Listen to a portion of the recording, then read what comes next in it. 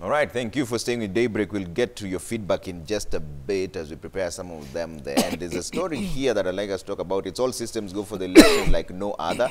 What will be different this time? IEBC's new plan. They've launched a strategic plan, but they say that last-minute electoral law reviews and technology deficiencies is the biggest threat to the success of the election. They also say they will get multiple servers and ensure the 2022 poll is credible in collaboration with the media houses so that when the result is announced at the polling station, that is the final result. Jared Okello, is that enough?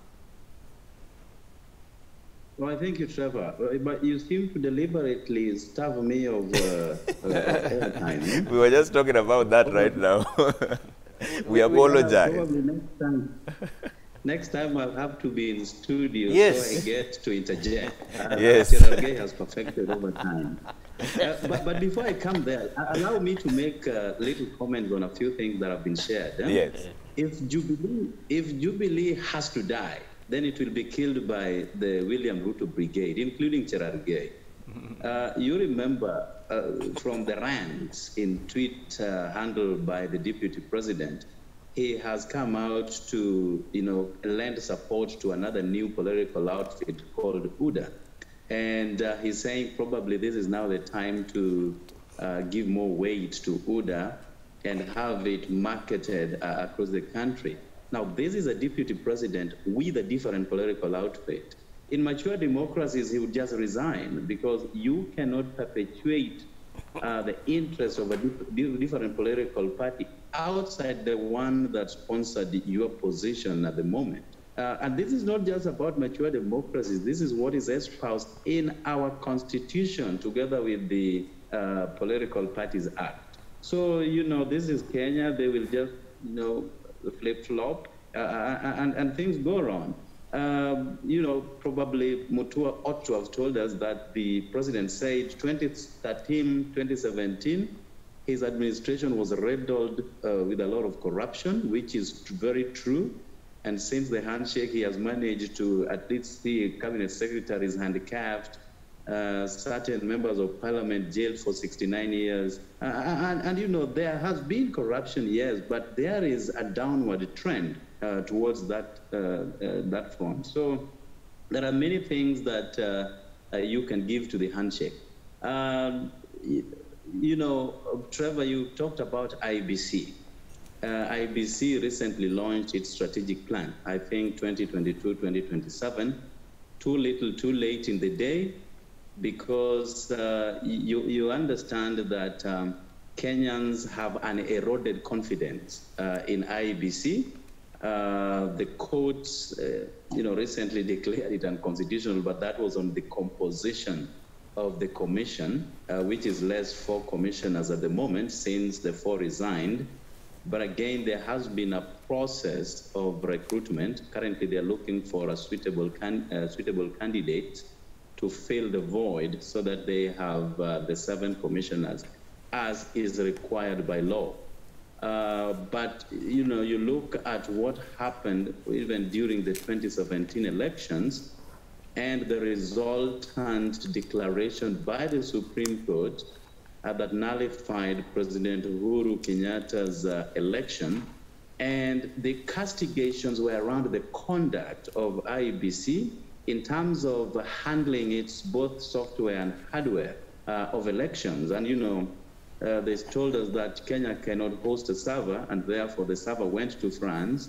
And you realized, remember what happened at the Supreme Court, saying that people in France were dead asleep, and therefore they were not going to avail the records as was directed by the Supreme Court. So this is an institution that calls for an overhaul so that Kenyans can once again have a semblance of confidence in what they do. If an electoral merchandise messes up an election and presidential, much the less, then you can only imagine the feelings of the ordinary Kenyans in a country where, and you have talked about this in this show today, people coalesce around their tribal groupings. And why we have cutthroat competition during electioneering period is because we believe that ascending to presidency creates a leverage for economic well-being. And that is why you'd see public service now is full of only two tribes, which are Kikuyus and Kalenjins, because the president and the deputy come from those areas. So if the elections, as hyperbolic as they are, would be tinkered by an electoral umpire in the name of IEBC, then that is an injustice to the people of Kenya. And that is why people have lost a lot of confidence in IEBC. It doesn't matter how many times they will launch and relaunch their manifesto or their strategic plans. We don't have any confidence in them, and how we wish that once the 4 commissioners are in place, that the 3 who have played a big role in tinkering with our democracy as a nation will also pave way for fresh blood within IEBC. We have 14 months to the next elections. If I recollect, the Kriegler Commission's recommendations talked about 2 years of commissioners being in office pending the subsequent election. So we have 14 months, meaning we are already short of time. But how I wish we could have fixed all these imperfections in good time so that Kenyans at least will go into an electoral cycle with full knowledge that their will carry the day, Trevor. Finally, the internal wars, have permeated their systems, and that is what occasioned the resignation of the 4 commissioners. So if 7 people cannot be brought on board to agree, and what we see are boardroom fights, angling for tenders to be undertaken by IEBC, people fighting over money, and corruption has become the center stage of an electoral umpire. And the indecisiveness that we have seen in Chebukati and his company, this does not portend well for a country where we need to mature our democratic ideals. And you cannot talk about real democracy without providing an enabling environment for political competition. IEBC has denied us that chance. I don't care how many launches and relaunches of their manifestos and strategic plans that they will carry out. Just like you've seen the deputy president launching and relaunching projects, and certain time projects that don't even feature in our budget, and therefore later blame Uhuru Kenyatta for not undertaking those projects. That is the same thing that we have seen in this country. There is absolute lack of seriousness, Trevor. Okay. Governor, do you have confidence in the IEBC? Well, I do. Because I think the elections next time will be a bit different. And you've looked at the way they have been able to handle the other elections, the by-elections. There's not been a question about who won. There's been a question maybe about how others were trying to interfere and others. But the most important thing is that it's all about fairness. Somebody had a joke once that talked about it is not the person who casts the vote that matters. It's a person who counts the vote that matters. And I think it's all about transparency. What I would like us to see using technology is less use of the servers, but more use of just a natural count. For me, I would advocate to have a video camera, a CCTV camera in every polling station, so that as the counting is done and as the results are announced, everybody can see, so that you have that count there and you show so-and-so got so much, so-and-so got so much. Because the problem is usually the presidency, not even the other votes. Usually you don't hear a lot of problems with governors' votes, with the MPs' votes. It's a presidency. And then we tally who got whatever. It's simple arithmetic. You see, in the US, when they were doing the recount during the Biden and Trump, they were doing hand recounts and putting down on paper. When you have these servers, that's when the numbers are added up. And the servers are just basically, they're supposed to be computers that just keep information, data of where is where. And that's where the game comes in. Servers, they cook, they add, they lower, and all those things. So let's go back to the traditional one like they have done in the US. Electronic voting means you vote, it's recorded, but at the end of the day, it's still counted one by one, one by one. So that it comes down. I agree with Mheshimiwa that IEBC needs to be well constituted, but they also need to show us that whatever is announced at the polling station, That's it. Okay. And then we have confidence in that. Si ati imeannouncewa hapa, alafu ikifika pale server inaongeza kidogo, ina add kidogo, which is the game that they want to, that is usually played. Okay. Gerard Gay? You know, Jared is my neighbor, the neighboring constituency from the part of Chemase. Maybe before I delve on the issue of IEBC, he has said something that is misleading, and I want to assist him, because he might have been busy on the streets demonstrating against the IEBC by saying President Uhuru Kenyatta has done more under his second term. It is also under, it doesn't go without notice that under President Uhuru Kenyatta, KEMSA haste happened. It is under President Uhuru Kenyatta in confirm that Kenya daily loses 2 billion. So by the close of this business today, Kenya would have lost 2 billion. And it is under President Uhuru Kenyatta and handshake that court orders have been issued on every decision, and handshake partner has been advising the president not to obey those court orders. So you can't lie to the country that under the second term a lot has been done. It is also under the second term that we are seeing the cost of living has gone up. The public debt now is, you had the treasury last Thursday when you were covering budget, that you might be knocking back in Bunge to raise the public debt ceiling to 12 trillion Kenya shillings. And I'm happy I'm among the 7 senators who opposed the rising of the debt ceiling to 9 trillion 10. So I think Jared maybe is being escapist, or is having a, I'm just reminding him, and you know he's a good friend. I will look for him and buy him some tea and give him the scorecard so that in future. But you know, this is also Deputy President's second term, right? Of course, but you know, but you know very well, the Deputy President, his functions were taken over by a cabinet minister. You remember Executive Order number 1. So in fact, technically, the Deputy President, the reassigning of duties, you know, is the principal assistant. The fact that the President issue executive orders, those functions that should have been done by the deputy has been taken over by a cabinet secretary. So the implementation of government projects and many others, and I want to correct perception that most of, he's saying projects that I will launch by the deputy president were not in the budget. How can he know when the deputy president, when working very well in the first term, and which Jubilee delivered more, he was the one who was coordinating government projects then. So how can he know that they were not budgeted for? So I think because they were busy on the streets and many NASA issues, I think he needs to get updated. Finally, on the issue of IBC, I had the privilege of serving as a chair jailer. And I remember in 2019, 2018, before Jubilee collapsed, we used to meet the IBC Chebukati team, and I remember Ezra Chiloba then was still the CEO.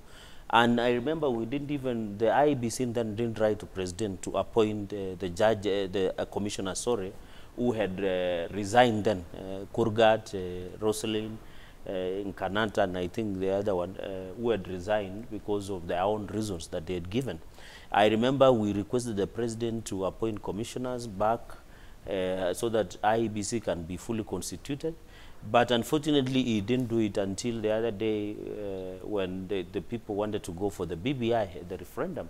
Then they realized the importance of reconstitution. I've seen the advert that has been put on the appointment of IBC commissioners, and Kenyans have been invited to give their views on the fitness of some of the candidates that have been shortlisted for the IBC commissioners. I think this goes against Grigler recommendations, and you remember Grigler recommendation had made far-reaching directions on how the Constitution, and that it should be at a point in time that we need to put in place commissioners. But it's unfortunate, Trevor and Kenyans, that even going into the 2022 elections, we are yet to have a fully constituted IEBC, which is not good for the country. Because we wouldn't want commissioners in office who still want to learn the job.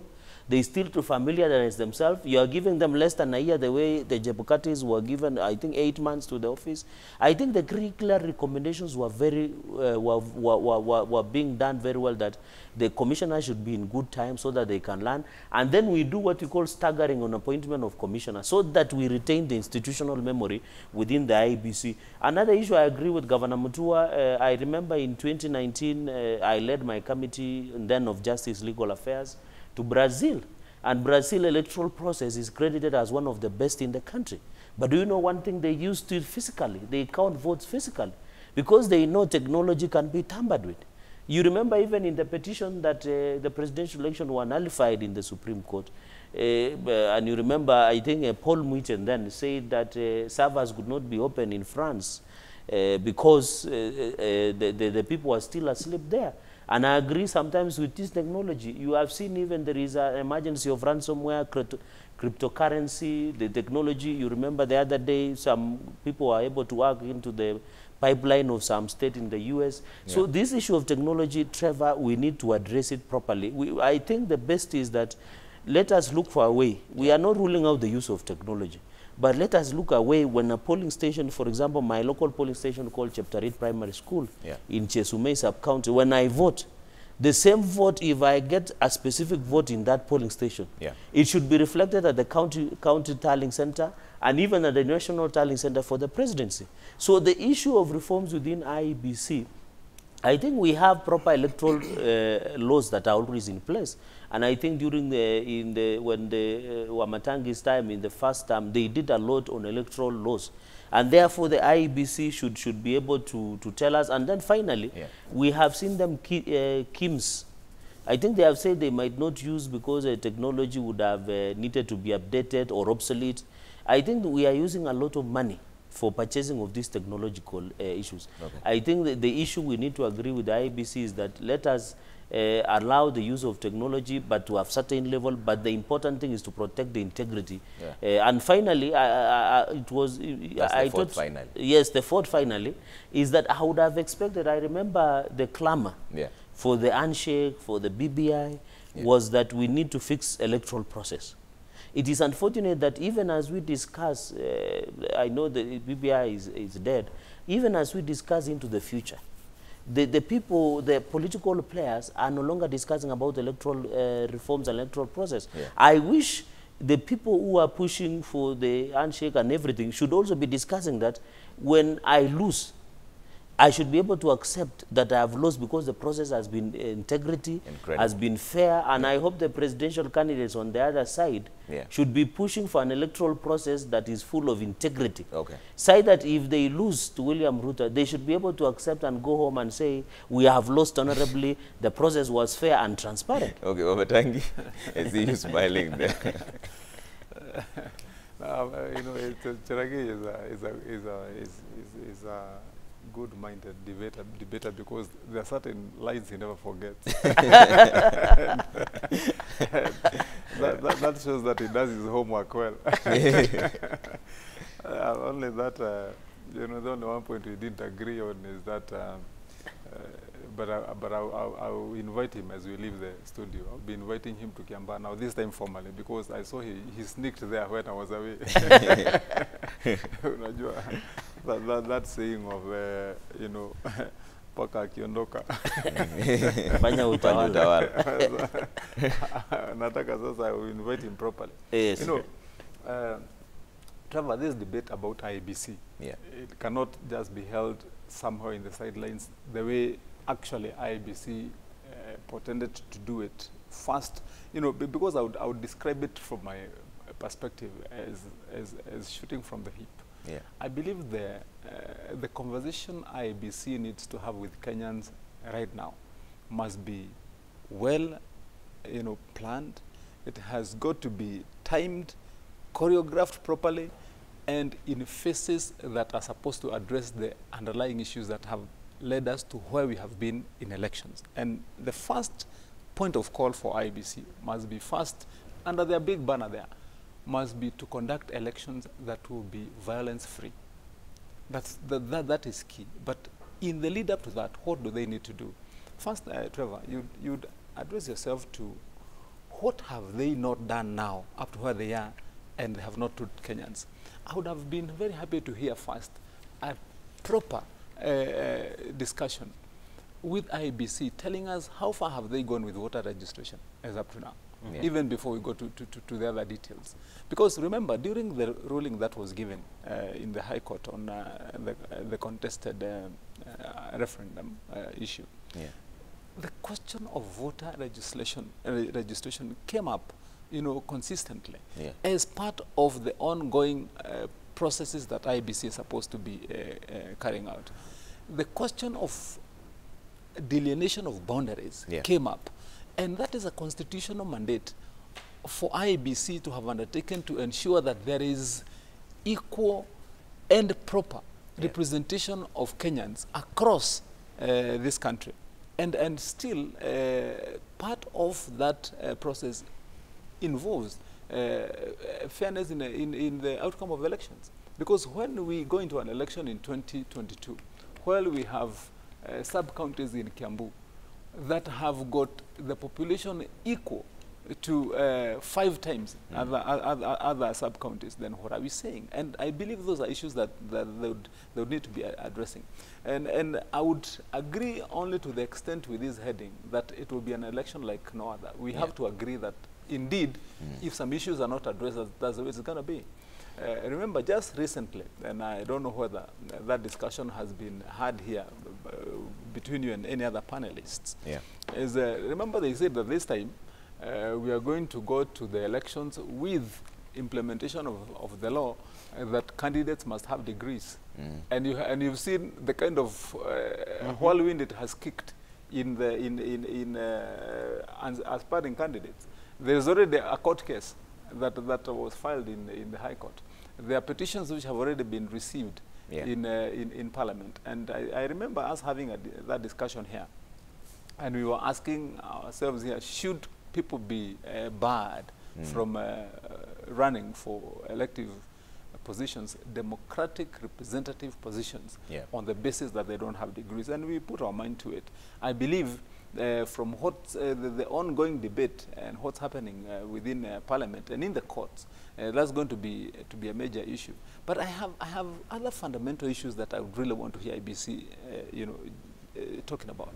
Remember, Trevor, our parties receive funding from government, and you have seen in the guidelines published here that we have been saying we don't want parties that are cronied, that are filled by people who are interest holders and lobbyists who want to direct parties how they'll conduct their business.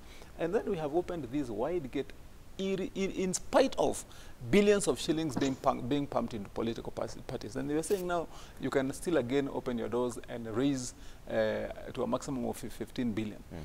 When you tell a senator, for example, who has absolutely no other funds to receive, or even a governor, that you can raise and campaign using a kitty that is allowed up to 400 million. Why are you expecting Governor Mutua, if he was running for governor, to raise 400 million? On the question, for example, of independent candidates, and remember the hulabalo we had the last time with independent candidates, IBC goes ahead to publish these rules here that says that immediately after 2 weeks of party primaries, that a candidate can still be able to party hope and go and run as an independent candidate. While the law itself is clear that for you to run as an independent candidate, you're not supposed to have been a member of a party for a period of so many months, which does not allow you to party hope. Then what kind of chaos are we saying we want to entertain during the process of electioneering? Remember the last time, the independent movement of candidates almost became a third force, if you remember, because they went and registered themselves and they dressed themselves in white capes and white T-shirts, and it became another new party called Party of Independent Candidates. While the opposite is true of what they're supposed to represent. I believe those are issues that the IBC should be addressing itself. Look at what they have said on the issue of resignation of public servants. There was already a court ruling, which I believe has not been appealed up to today, that civil servants can continue to hold their jobs until when every other person is supposed to have resigned and kicked off their campaigns, as opposed to the 6-month period that IBC has gazetted. So what we are saying in terms of them being ready and giving out rules and regulations that are compliant and in tandem with reality, I believe that we have a lot of work to do. Okay. I don't want to be repetitive on what my colleagues have said, but I believe the question of them being ready to the extent that the commissioners are in place is a matter that cannot be gainsaid. So, moving forward, IEBC can only tell Kenyans that they have started house cleaning right now and housekeeping, and moving on, they will be addressing Kenyans constantly as to how they're updating themselves and organizing themselves to be able to conduct an election that is going to deliver us the candidates that we want and that Kenyans have voted for in that election. Let's shift gears here and talk about the final topic here, and this is also your closing remarks. Honorable Jared Ukela, I'll start with you. Counties, cash crunch, and COVID-19. 3 questions that I'd like you to address yourself to as we wind up on this conversation. Counties are saying that they're going to shut down by the 24th. They wanted 102 billion. Treasury says they're going to release 39 billion by Friday. What is the problem and what is the solution? And the third question for you, Jared Okelo, is that there's a possibility of locking down the lakeside region counties. Is that a solution because of the COVID-19 that's happening? You can start with that as we wind up on this conversation. Jared. Well, I thank you. Thank you very much, Trevor. The Delta variant has taken a huge toll on the western part of this country. And you know, we border Tanzania, we border Uganda from this side, and several counties within the Lake Region Economic Bloc are affected, the 14 of them, including the one that my friend Cherargei represents in the Senate. So it is a huge concern. People are dying, literally. I'm here in the village. I cannot count the number of funerals I've attended the last 1 month, and that is a testament that there is something tragically wrong somewhere. It will be in the best interest of the health of our people to have probably a partial lockdown to help curtail the widespread of this pandemic.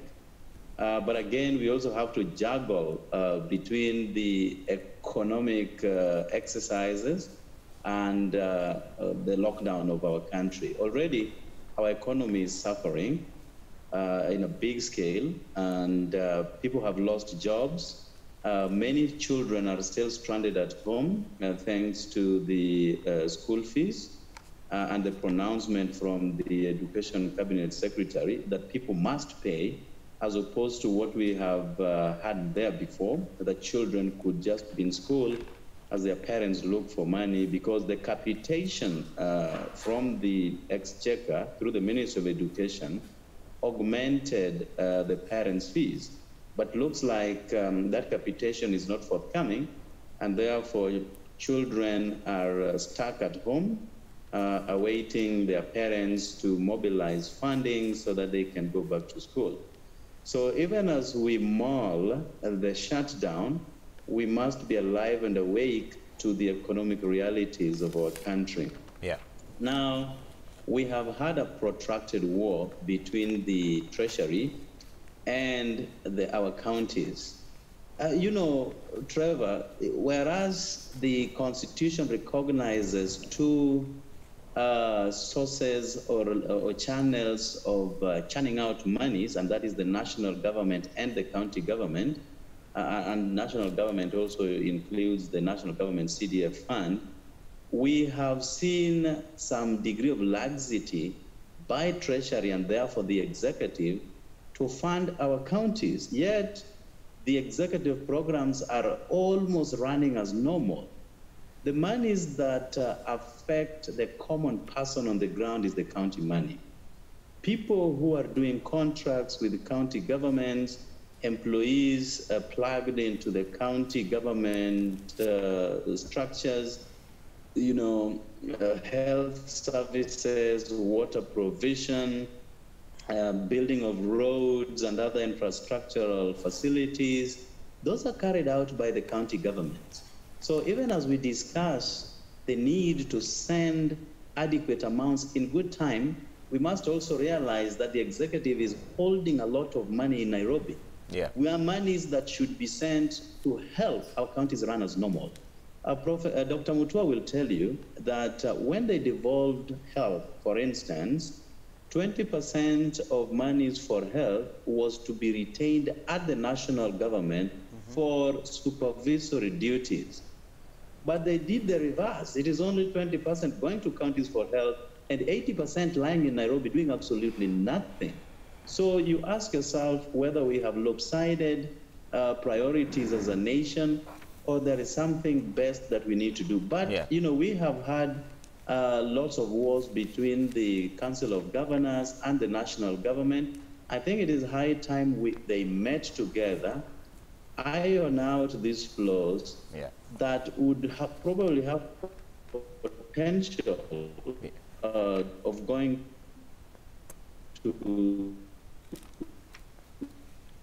the Supreme Court again. You know, the Ondora Division of Revenue, these are sitting with the President, the Treasury, and the representatives of the Council of Governors should be able to iron out in good time. Finally, Trevor, the governors will tell you that periodic visits in their offices are carried out by contractors, those who probably worked 4 or 5 years ago. Many have died moving from one office to another, asking for their monies that they already worked for. So it is a very bizarre situation. It is quite sad, but something needs to happen so that our counties don't shut down, yet offices in Nairobi are working. We also need to realize that the economy has hit everybody thanks to COVID. And therefore, balancing between monies for the executive and monies for the counties that hence percolate downwards to the common person will be key. Otherwise, you know, we are going to shut down the nation, economically speaking. All right. Cherargei, the 3 questions as well. What is the problem with this issue of disbursing cash to the counties? What is the solution? And is it the best way to lock down this lakeside region counties? I want to say 2 things on the delay of disbursements to the counties of 102 billion. And it is a clear violation of the Constitution. Article 219 of the Constitution of Kenya 2010 is very clear that when Parliament has appropriated monies to different entities, including to county governments, they must be disbursed timely. Even the Public Finance Management Act is so clear, crystal clear, that when it is timely, and it is unfortunate that we have been on this issue here and there, because the catch, Trevor, is that when money is delayed to be dispersed to the counties, it means that there is delay of service delivery to Wananchi. So if the Kenya was functioning, the CS in charge of Treasury, Ukur Yatani, should be in prison for violating Article 219 and the Public Finance Management. Let's call it as it is. So the fact that our doctors are not paid, salaries are not paid, roads are not being done, hospitals do not get drugs, and many others, it is unfortunate, because us as a Senate, we have always passed the cash disbursement schedule on time. Where the problem is that I think there is a clear sabotage of devolution by some of the individuals within the national government, because this money belongs to Kenyans. For heaven's sake, we can't, every day is a CRF that is being recurred to many. And another factor that you need to appreciate is that most counties have done themselves into employment bureaus, where a lot of billions of shillings are being paid on recurrent expenditure, labor, so that Wananchi do not get the real development that we envisage. The third issue is that it is unfortunate that counties continue to have huge pending bill. Even as we talk, for example, my county Nandi has a pending bill of 1.6 billion. And you remember those are small businesses, SMEs, and many other issues. So even as we discuss, I saw the budget estimates that were being debated yesterday by the National Assembly, that as we talk today, the stall projects across the country amount to 9 trillion. It is so sad that in the projects, these projects, be it an office, be it a dispensary, be it a road, in fact, in Nandi, for example, the national government roads, like expansion of Eldoret to Kapsabet to Kisumu, are stalled. The other roads like Chemuswa, Kaptel, Danger have stalled. Lesos, Moi University Road to Cheptiret are stalled. And there are over 9 trillion projects across the country that have stalled. It means what? Kenyans are not getting value for money. They are not getting the service delivery. So what I want to urge the Treasury is that they should release the monies to counties so that counties can be able to function, can be able to dispense service delivery to the people. But my clarion call to governors is that to use the money in the right way, in integrity. Finally, on the issue of COVID, and I said here, I remember, and we laughed it off, that the Madaraka Day, was it Madaraka Day? Madaraka Day celebration have never happened in Kisumu. The super spreaders of COVID went a village called Kajulu, somewhere in Kisumu County. I've lost in the less than 1 week more than 46 people because of COVID-related complications. Let us say it as it is. And my only concern is that the government has been using only lockdowns and curfews to fight COVID. We agree that there was amount that was, I think, 14 billion in this budget. We should even have allocated 40 billion. NMS gets 42 billion in the allocation of the budget. Why don't you allocate 40 billion? The only success in the fight against COVID, the way America and Europe have done, is to ensure we create equitable vaccine access to 47.5 million Kenyans. When we have vaccinated all Kenyans, we have herd immunity, so that all Kenyans can go back to their business. Now you are closing Kisumu. For example, the CS had said he might close Kisumu and part of the regions because of the spike of COVID. We agree, but that should not be the strategy of the government in fight against COVID. For example, as Nandi, which we neighbor Kisumu, where there is implosion of the infection, and even Kericho County, Nandi, we are very worried because most of them are people from Tindred and Aldai, and Nandi is mostly use Kisumu city as a trading center and many. So we are worried, and I hope, even as we plan to lock down, let us look also at the businesses, let us look at the options that we have already. But I hope going into the future, let us, each and every Kenyan, receive vaccine, go back to our lives, so that we can move forward. Okay, Wamatangi, what is the lasting solution to this issue of counties not being given money, and this issue of locking down counties? Is that the right move? Two thoughts that are on my mind as lasting solutions. First, we need to acknowledge that health is a fully devolved function, and that county governments hold the legal mandate to deal with issues of health. That having been said, and notwithstanding that the Minister of Health is doing a lot, and indeed they should, because a bigger share, as I've said here in this panel before, a bigger share of the amount that have been allocated to counties is normally left with national government. So they have a responsibility to do that. But as a lasting solution, in my mind, and given the fact that we acknowledge that health is a devolved function, we should now take the bold step of allowing county governments and having that debate as to what role should they now play directly in the containment of COVID. We should move away now from just relying on national government to go and vaccinate people in county governments, to go and test people in county governments. We should ask ourselves, what is it that we should do to make that bold decision that county governments now should be allowed to start testing for COVID cases, using the health facilities in the county governments, supply health test kits to county governments, and empower them through their own people to conduct tests for COVID. And they will be knowing how many people are positive in this region and that region. Allow them, with the medical personnel that they have there, to vaccinate people and allocate them the vaccines. Indeed, then take that step further and allow them to procure those vaccines through a proper channel.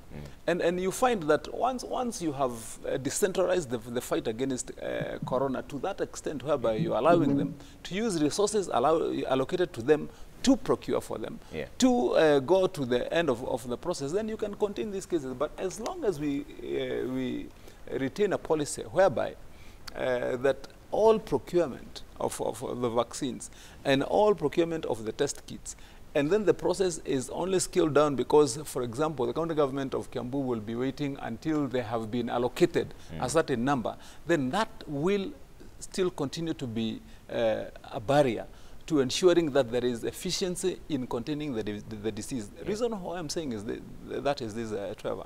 The speed at which that virus mutates and afflicts people is way much higher than the process of procurement from KEMSA to the central stores and to disbursement to the county government. So I believe that should be a bold step that we will take, as long as county governments will bear responsibility in being accountable and ensuring that once they've been allowed to do that, then it is not going to be another, explosion of scandals. And then on the question of disbursements of the monies which are rightly supposed to be given to county governments. When the budget is done and we go through the processes of both the Division of Revenue and the County Allocations of Revenue Bill, that is supposed to be a process, legal, proper, and final. And that, at the end of that process, when the law is signed, that means that that money, as it sits in Treasury, or as it trickles into Treasury, belongs to county governments. There should be no other discussion or trying to justify why there should be loopholes as to why that money should not go to county governors in good time. Indeed, I believe that Treasury needs now to have a serious conversation with the Council of Governors as to what barriers are they going to have to remove, and indeed then should they be allowing county governments to retain part of the amounts that they have, that they collect, as the way that they can be doing a balance of arrangement. So you just send the balance. So that the county governments then can send the balances that they have of what they're supposed to have received, as opposed to them receiving monies and remitting. For example, most of the taxations that happen at the county government levels from, withholding taxes, other taxes and VATs and so on that are collected by contracts and other projects that are undertaken by county governments at their level are normally remitted first. So should we have that conversation that says then allow them to retain and Treasury has got the whatever balance off. Then you don't have this case of they don't have the funds. I believe that should be a way that will help county governments. But at the end of the day, we cannot blame county governments for not having delivered services the way they should if you're not funding them. Governor Mutua, finally on these three issues. I have 4 points. The first one is just to my good Senator Chirangai, this issue of trying to separate Uhuru and Ruto is a misnomer, will not work. They are tied like this. We used to see them go out holding hands, wearing red ties, folded hands, to announce cabinets, and they were there ruling from the first time. And any mistakes that have been done in that administration have to be assigned to both of them, and success is the same. We cannot have it where people, if it's succeeding, then it's one person, if it's failing, it's the other person. They are tied together. And even this romance of theirs that ended just the other day, it ended after a whole first term, nearly a first term plus, because they ran together in the last elections. So we're talking about only 3 years of problems, but they had a good 6 years to fix this country. And so, and you talk about delegation of duties away from DP.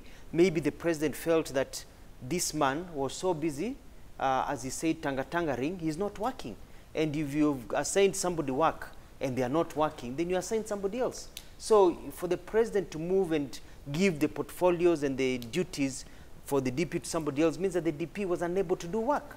He's good at campaigning, but he's really able to work. And it's actually, as you know, my friend, it doesn't look very good. It means that ajui kazi yake ni campaign tu, lakini kazi ya kujenga taifa hajui, it must be given to somebody else.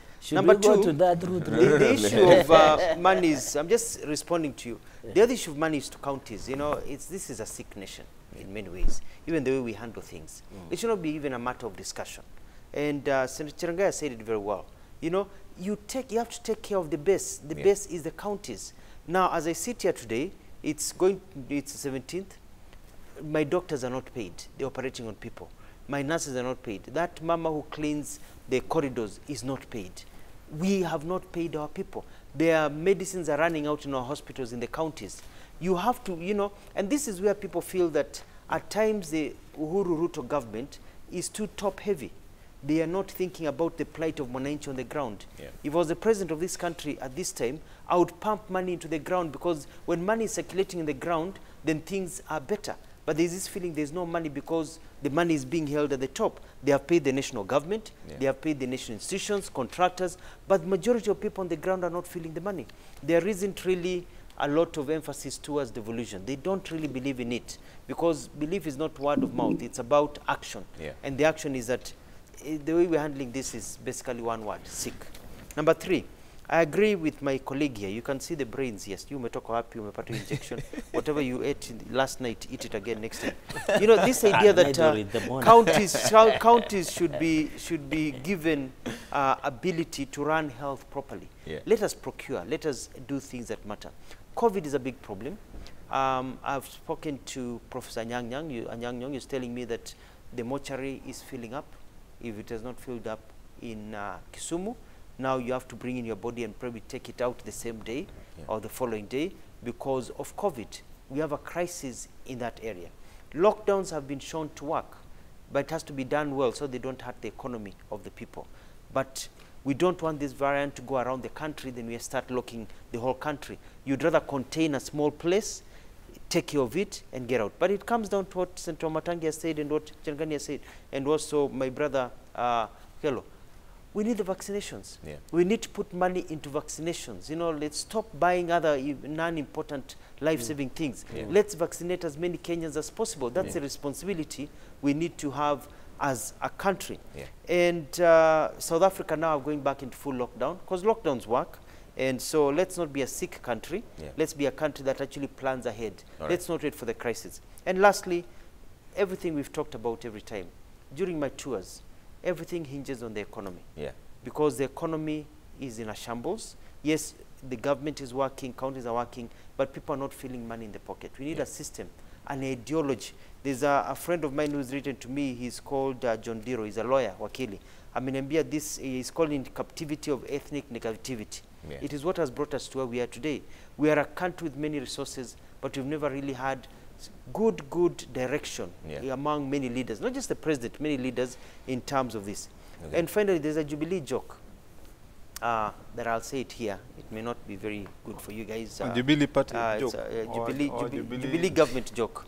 They say that Jubilee government of Uhuru and Ruto is the fairest government of all. Very fair. We've never had such a fair government since independence of Uhuru, Ruto, Jubilee. Because whether you voted for it or you did not vote for it, you are suffering economically in this country at this particular time. Gentlemen, we have to leave it at that point. Majority were those our final Those are your final comments, yes, because of time. No, but the majority in the government which is in the house should have allowed us to make final comments. But he said it. But I said this was a final comment. That's why I said my 4 points. But I we'll listed also have my 4 another points as chance final next week comments. because of time. But the government whip should be given to reply to if you can do 30 seconds each, then maybe we can manage. But you never do 30 seconds. Cherargei, 30 seconds, closing remarks. Mine is just to greet the people of Kiambaa and wish them well and call upon them to maintain peaceful campaigns. Okay. And God willing, in 15 July 2021, they will be able to stand with our candidate, John Njuguna Wanjiku. Okay. Jared, 30 seconds, closing remarks. Oh, thank you very much. I'm responding to Cherargei on the issue of corruption. Aror, Kimwarer, Eurobond, all were passed during their first term. KEMSA is still undergoing investigations by the Parliamentary Investment Committee, which is the parliamentary committee, the Public Investment Committee, and ultimately the Public Accounts Committee. So we cannot say with finality the amounts lost, but we know there was something. But again, you know, Deputy President Ruto is still in government. So when KEMSA loses money, Ruto loses money, and that is attributed directly to him and the Jubilee government. Unless he resigns today, then we can pick it up from today and portion blame where it should belong. Okay. Wamatangi? Yeah, I would take the opportunity to remind Governor Mutua is my good friend, and remind Senator Cherargei. Yeah. And even Jared and everybody listening this morning, that indeed the responsibility to ensure that Kenyans get their rightful share of the national cake is our joint responsibility. It is not the responsibility of only Jubilee or Senator or even Uhuru Kenyatta. It isn't. Once we are elected and you are given that responsibility in the office as defined in the oath that you took, it is that little thing that you do, combined all over, that amounts into the whole and ensures that service delivery is given unto Kenyans. And so I just want to discourage my colleagues here all over that we should not take this as our punchline all the time and feel like we are justified in saying what we are saying. Yeah. That we should not do what we ought to do on our part individually. And we have somewhere where we can take all our blame to Jubilee, to the basket of Jubilee, to the people in red color, to Uhuru Kenyatta. If in the office where you sit, Trevor, even yourself as an anchor this morning, the work that you have done of hosting these people and ensuring that they put to the minds of Kenyans the correct motivation and thinking that you will yield at the end of the day to positive results for this country is a role you have played. And that's why all the time I never fail to recognize that until 2022, I will continue to say that this responsibility bears very hard on us, that we told Kenyans we are going to deliver. We gave a manifesto, we said this is what we are going to do. I was elected, Cherargei was elected, the deputy president was elected, Uhuru Kenyatta was elected. Governor Mutua with his party was elected by the people of Machakos. And that responsibility is collective for all of us to ensure that this country is a better country. All right, Mutua, 30 seconds. And I'll just take it from my wise friend here, and that is the responsibility of fixing this country lies in our hands. But it also lies in the hands of the voter. As a voter, you are responsible.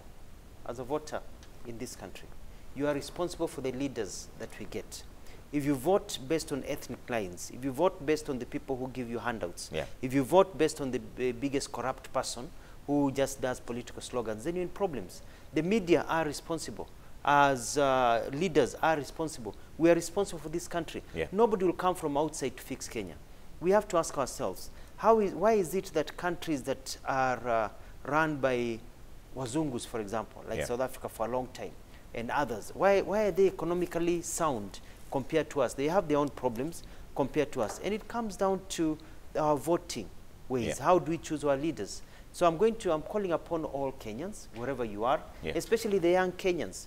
You know that this future is ours, and we cannot, and the president is ours, we cannot delegate it to other people out there. We need to take responsibility, come out, and choose wisely. All right. Gentlemen, thank you so much for making time this morning. Next up is cooking tips, and thank you so much for tuning into State of the Nation discussion. We'll see you again next Thursday, as we always do here. We talk about State of the Nation. See you again tomorrow. My name is Trevor Mbija. Always a pleasure having you with us. Bye for now.